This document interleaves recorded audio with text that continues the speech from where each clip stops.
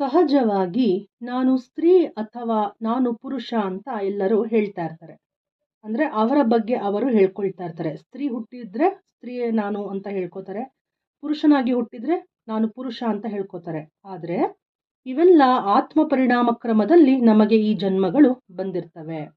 ಸ್ತ್ರೀ ಆದರೆ ಸ್ತ್ರೀ ಜನ್ಮ ಅಂತ ನಾವು ಕರಿತೀವಿ, ಪುರುಷನಾದರೆ ಪುರುಷ ಜನ್ಮ ಅದು ಅಂತ ನಾವು ಕರಿತೀವಿ. ಆದ್ರೆ ನಾವು ಸ್ತ್ರೀಯರು ಅಲ್ಲ, ಪುರುಷರು ಅಲ್ಲ, ನಾವೆಲ್ಲರೂ ಆತ್ಮರು. ಆತ್ಮಸ್ವರೂಪರಾದ ನಾವು ಪೂರ್ಣಾತ್ಮದಿಂದಾಗಲಿ ಮೂಲ ಚೈತನ್ಯದಿಂದಾಗಲಿ ಬೇರ್ಪಟ್ಟ ಅಂಶಾತ್ಮಗಳು. ಈ ಅಂಶಾತ್ಮ ಒಂದು ಮಾನವ ಶರೀರದಲ್ಲಿ ಪ್ರವೇಶಿಸಲ್ಪಟ್ಟು ಜೀವಿಯಾಗಿ ಕರೆಯಲ್ಪಡುತ್ತದೆ.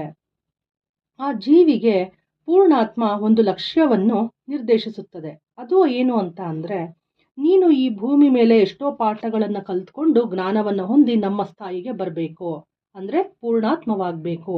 ಅಲ್ಲಿಯವರೆಗೂ ನೀನು ಜನ್ಮಗಳು ತೆಗೆದುಕೊಳ್ಳುತ್ತಾ ಇರುವೆ ಎಂದು ಹೇಳಿ ಜನನ ಮರಣ ಚಕ್ರದಲ್ಲಿ ಪ್ರವೇಶಿಸುವಂತೆ ಮಾಡುತ್ತದೆ. ಹಾಗೆ ಪ್ರತಿಯೊಬ್ಬರೂ ಮಾನವ ಜನ್ಮದಲ್ಲಿ ಪ್ರವೇಶಿಸ್ತಾರೆ. ಅಂದಿನಿಂದ ಕರ್ಮಚಕ್ರವು ಕೂಡ ಪ್ರಾರಂಭವಾಗುತ್ತೆ.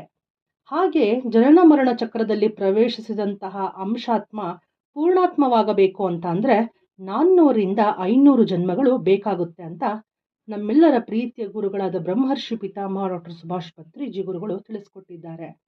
ಹಾಗೆ ಜನನ ಮರಣ ಚಕ್ರದಲ್ಲಿ ಪ್ರವೇಶಿಸಿದ ಇವರು ಎಷ್ಟೋ ಕಲಿಯಬೇಕು. ಕಾರಣ ಇವರು ಕೂಡ ಪೂರ್ಣಾತ್ಮರಾಗಬೇಕು. ಏಕಂತಂದ್ರೆ ಪೂರ್ಣಾತ್ಮಕ್ಕೆ ತಿಳಿಯದಿರುವುದು ಯಾವುದು? ಪೂರ್ಣಾತ್ಮವನ್ನು ಸಹ ಸೃಷ್ಟಿಕರ್ತ ಎನ್ನುತ್ತಾರೆ. ಅಂದರೆ ಕ್ರಿಯೇಟರ್ ಎಂದು ಕರೆಯುತ್ತಾರೆ, ಕೋ ಕ್ರಿಯೇಟರ್ ಎಂದು ಕರೆಯುತ್ತಾರೆ. ಸೃಷ್ಟಿಕರ್ತ ಅಂದ್ರೆ ಕ್ರಿಯೇಟರ್, ಸಹ ಸೃಷ್ಟಿಕರ್ತ ಅಂದ್ರೆ ಕೋ ಕ್ರಿಯೇಟರ್ ಅಂತ ಕರೀತಾರೆ.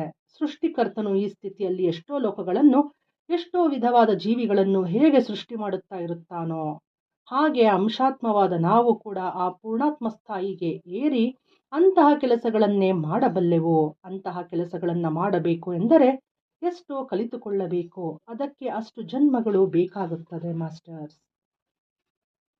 ಅರ್ಧ ಪುರುಷ ಜನ್ಮಗಳು, ಅರ್ಧ ಸ್ತ್ರೀ ಜನ್ಮಗಳು.